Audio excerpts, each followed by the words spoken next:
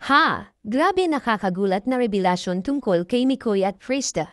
Si Mikoy ay dating nasa showbiz at si Krista naman ay dating. Yan ang sama-sama nating alamin mga kalingap. Isang mapagpalang araw sa inyong lahat mga kalingap at sanay hindi niyo po makalimutan na mag-like sa video na ito. At paunawa tapusin muna ang kabuuhan ng video na ito mga kalingap at para malaman ang nilalaman nito. At maraming salamat po mga kalingap sa pagpatuloy na pagsuporta lalo na kay Kuya Val Santos Matubang at kay Ate Edna Vlogs at Kalingap Rab, maraming salamat po. Mikoy at Krista may mga nakaraan palang mga hindi basta-basta na nakaraan na pinagdaanan nila. Pero bago yun mga kalingap ay pag-usapan muna natin ang tungkol sa kanilang dalawa mga kalingap na kung saan si Krista at Mikoy ang kinaaliwan ng karamihang mga fans at mga viewers na yun ang dahil sa tandem nilang dalawa na napaka-good vibe sa mga tao at sa Team Kalingap. Ang samahan ni na Mikoy at Krista, isang paglalakbay ng pagkakaibigan na hinding-hindi malilimutan.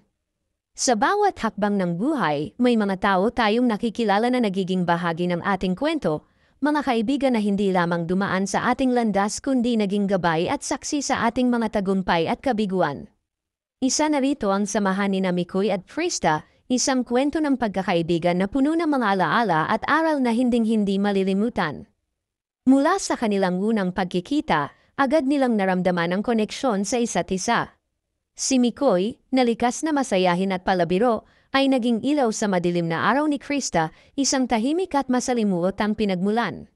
Sa bawat kwentuhan at tawanan, unti-unting nabuo ang isang matibay na samahan na hindi nasusukat sa haba ng panahon kundi sa lalim ng ugnayan.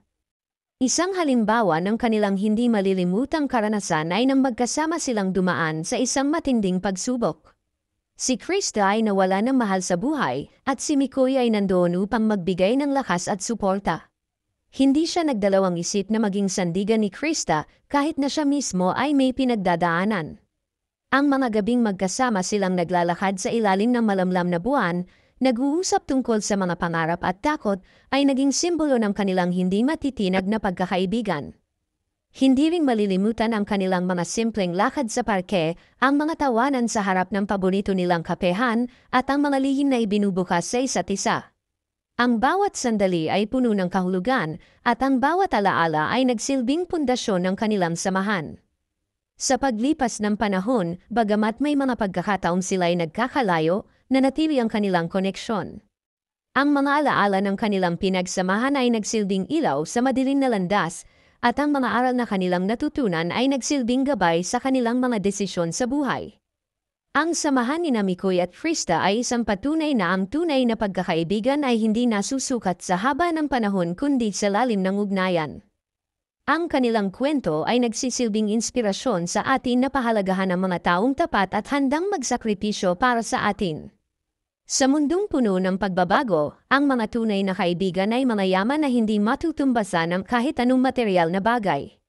Samantala si Mikoy pala mga kalingap bago ito nagpunta sa Diet Camarines Norte mga kalingap ay dati na rin itong nakapag-showbiz at kaya pala napakagaling ni Mikoy pagdating sa pagharap sa kamera.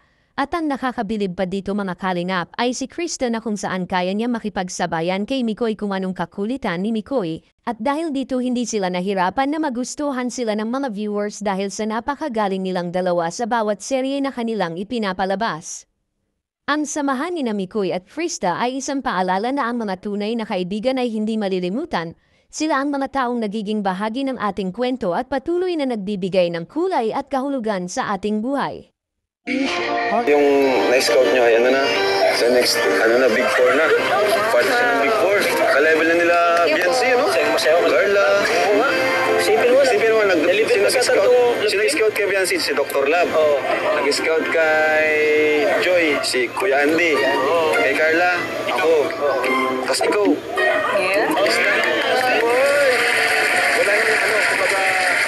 Wala nang sasabi si Dr. Lab sa'yo. Wala na. Di ba lagi ka rin pressure? Oo, lagi kang inaasar. Ito naman ang ano ko. Ito naman ang ano ko. Yung kaya mo na. Okay na naman. Oo yan.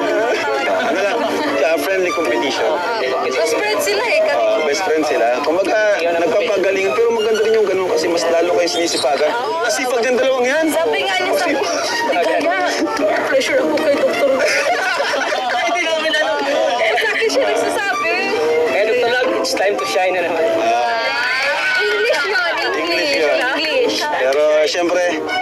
congrats kay Krista Thank sa iyong you po. magulang na suportado ka.